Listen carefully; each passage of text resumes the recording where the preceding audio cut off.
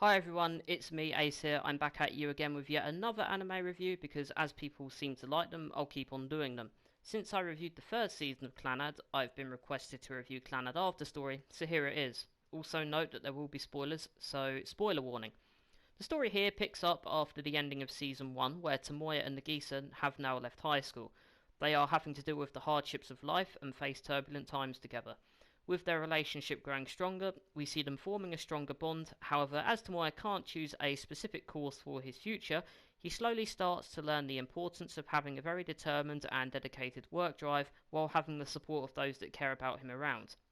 After they figure out a temporary solution, which is for Tamoya to move in and work at Akio and Sanai's bakery, here we get to see Tamoya slowly starting to climb the work ladder. As their life as a couple begins, Tamoya and Nagisa get married and eventually have a child. As Nagisa's pregnancy develops, she becomes increasingly bedridden, and the Okazakis struggle to cope with Nagisa's continued and seemingly worsening illness. Tamoya, now working as an electrician to support his family, must leave Nagisa during the day, but she is cared for with the help of Akio and Sanai. Tamoya eventually opts to quit his job to spend more time with Nagisa, and she gives birth to a daughter called Ushio. Shortly after the childbirth, however, Nagisa dies. Following Nagisa's death, Tamoya returns to work as an electrician, but falls into depression over the loss of his wife. The Furukawas are left to raise Ushio, and the first time she is displayed as a grown child, she appears timid around Tamoya, showing a lack of positive father-daughter interaction during the limited time they had spent together. As this is a fine example of a really well-made slice of life series, it's great to see it capturing the moments of what most families might unfortunately have to go through. This anime does a great job of showing the importance of having a good family dynamic and what is needed to maintain and support that. After Nagisa died, Tomoya resorted to alcohol and cigarettes to ease his depression. 5 years later, Sanai gets Tomoya and Ushio to go on a trip in the hope of bringing them closer together. While on the trip, we get to meet Tomoya's grandmother, who is called Shino, who tells Tomoya about the sacrifices Tomoya's father made for him. This causes Tomoya to regret his prior actions and decisions, and he decides to raise Ushio.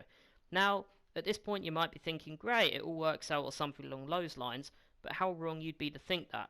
Shortly after Tomoya sets things right, Ushio is struck down with the same disease as Nagisa, and despite the best efforts made, Ushio unfortunately gets worse, and in the winter she passes away.